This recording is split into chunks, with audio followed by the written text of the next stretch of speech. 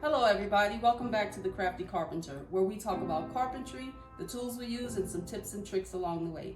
Today we're going to talk about a disc sander, some different grades of sandpaper or different grits of sandpaper, and when to use them.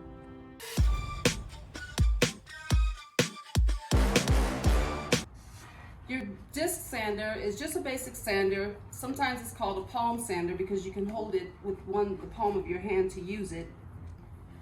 On the face of the grit sander, there's like a rough finish, and then on the back of your sandpapers, there's like a Velcro. So it works like Velcro. It's like a Velcro backing on the disc sander, and then a soft felt on the back of your sandpaper, and you pretty much just line up your holes when you place it on.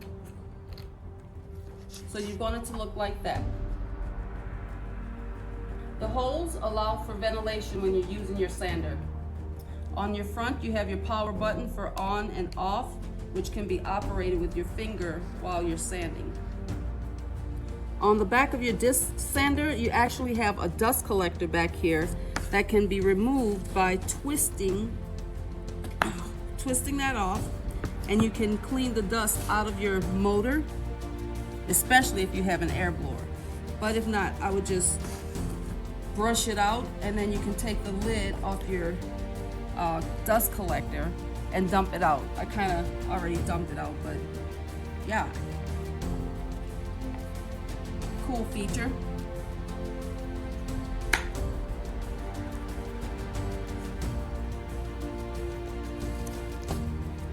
And just push that back on. And there you go. On the back of the disc sander, you'll also see a little gear shift with numbers, and you can hear the difference in the motor when you strengthen it or lower it. I'm gonna let you hear it. So we're gonna turn it on.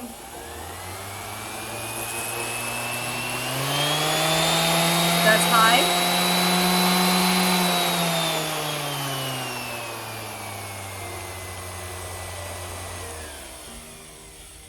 So as you can see, the disc sander is not that complicated of a tool, but it is a gem for DIY projects, for furniture, and for finish work. So now we're going to get into it, and I'm going to show you the different grits of sandpaper, and we're going to do some sanding. So let's say you buy a piece of furniture, you have a tabletop that you want to refinish. It has a little hole or some wood chips in it. You can come down here, you can take your knife, you're going to just cut that out like that.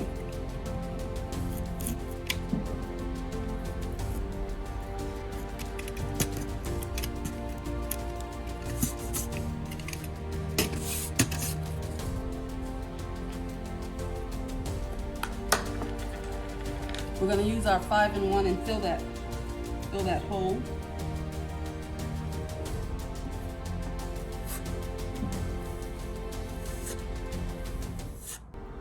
I'm going to make it a little thick just so you could see what the sander can do.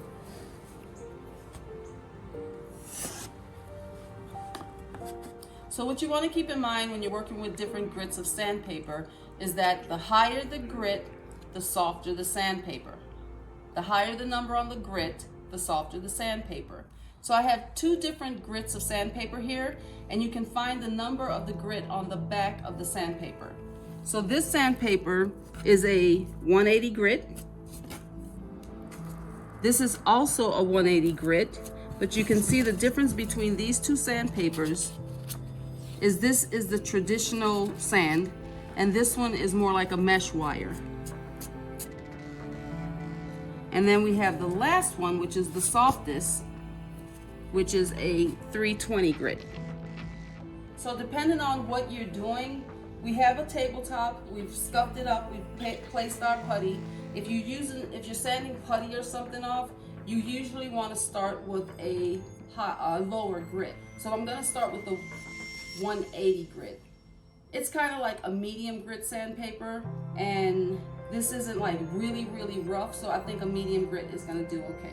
Let me get the sandpaper on. So let's say you have a tabletop that you want to refinish or even clean up some. We've got this dirty table, we have some oil spills, we have some markings, dirt spots, We filled our hole with putty. So we're gonna use our 180 medium grit sandpaper to go over it first. Remember when you're sanding to always wear a face mask or some type of respiratory protection equipment.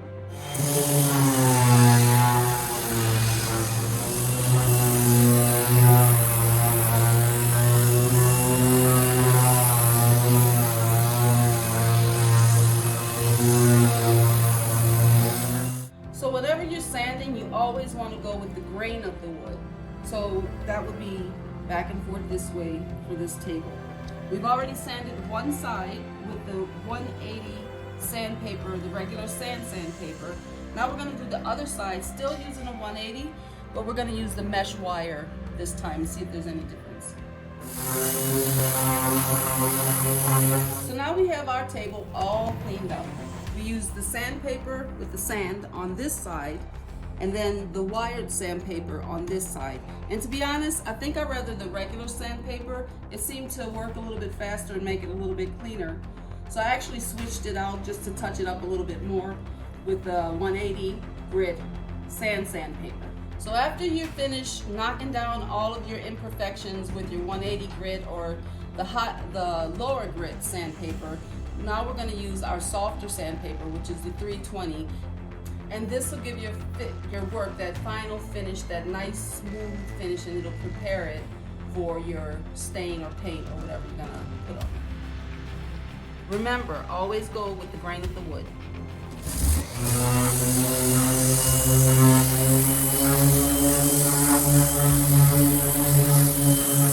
Now you can clean your work off and give it the final glove test.